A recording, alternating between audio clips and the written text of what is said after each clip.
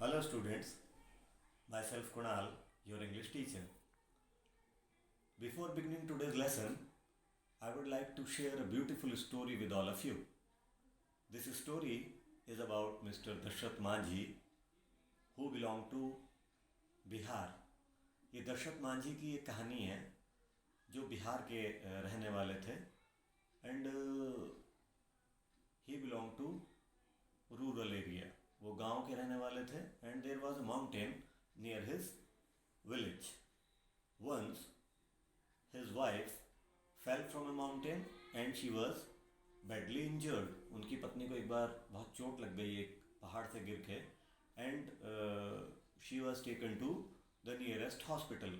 But the nearest hospital was 55 kilometres away from his village. 55 kilometre दूर सबसे नज़दीकी जो डॉक्टर था वो 55 किलोमीटर दूर था उनके गांव से. क्यों?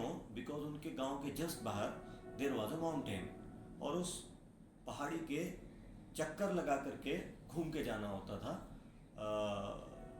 डॉक्टर के पास जाने के लिए. So his wife was taken to the doctor but it took a long time and unfortunately she died. उनकी डेथ हो गई and this incident shook mister Dashrath Manjhi and इस घटना की वजह से उनको बहुत धक्का लगा and he decided and he declared that I will carve this mountain.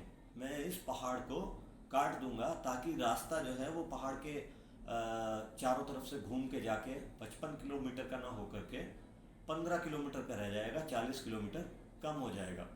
And when he declared that he is going to carve the mountain without any financial help, without any support from government, without any external support, he decided to do it alone.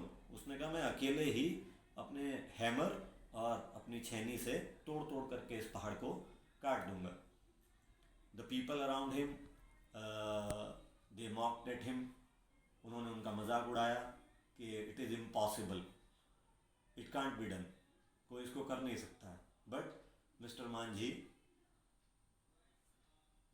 stick to his decision and he started to carve the mountain. उन्होंने अकेले ही पहाड़ को काटना शुरू कर दिया and you will be amazed to know it took 22 years. 22 सालों तक वो लगे रहे और आखिरकार उन्होंने उस पहाड़ को काट दिया और जो रास्ता 55 किलोमीटर का था उसको 15 किलोमीटर का कर दिया. For this great achievement he was awarded by Bihar government as well as government of India and today he is remembered as mountain man of India. उनको mountain man of India कहते हैं. ये कहानी मैंने आपको इसीलिए बताई बच्चों कि इस कहानी से हमें पता चलता है कि किसी व्यक्ति का एक डिसीजन उसकी पूरी लाइफ को चेंज कर देता है. न केवल उसकी अपनी लाइफ को बट उसके आसपास बहुत सारे लोगों के जीवन पे भी वो प्रभाव डालता है. और ये हमारा डिसीजन ही है जो हमारी खुद के जीवन की दिशा भी तय करता है. आज की हमारी जो पोएम है the road not taken which is composed bye American poet Robert Frost. इस पोएम की सेंट्रल आइडिया या इसकी थीम भी डिसीजन मेकिंग ही है.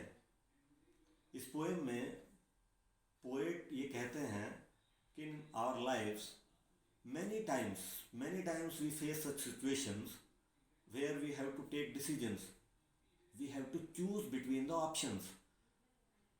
हमें बहुत बार ऐसे मौके हमारे जीवन में आते हैं बच्चों जब हमें अपने सामने बहुत सारे विकल्प दिखाई देते हैं और उनमें से किसी एक विकल्प को हमें चुनना होता है and it becomes very difficult because all the options are equally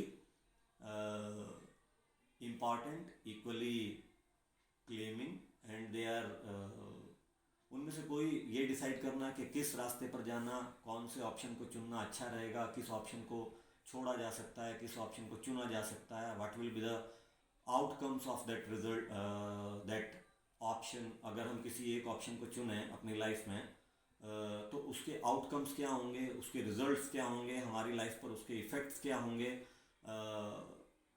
that will be decided by the time only. तो बट हमें करना क्या चाहिए In this beautiful poem, The Road Not Taken, Robert Frost has suggested that we should choose the right path, not the easy path. We should not choose the easy path कि भाई हम ये आसान वाला रास्ता चुनते हैं क्योंकि सब लोग इसी रास्ते को चुनते हैं तो हम भी इसी को चुन लेते हैं because it is chosen bye many people. No, the poet says that it is not right to choose easy path. Rather, we should think about our options again and again. We should not take our decision on the basis of easiness of the path, but we should always take a decision.